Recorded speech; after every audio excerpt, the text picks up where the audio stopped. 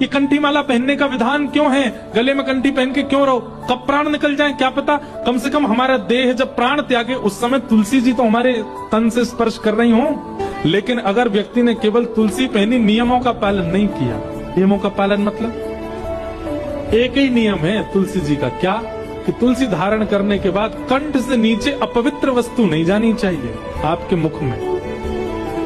अगर आप अपवित्र मांस का भक्षण करते हैं, मदिरा का सेवन करते हैं, तंबाकू खाते हैं, धुआं उड़ाते हैं और तुलसी पहनते हैं, वो तुलसी नहीं फिर काष्ठ है।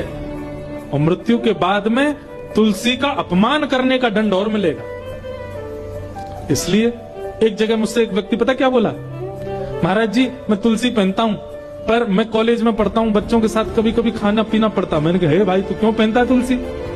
बोले नहीं, जब खाने पीने जाते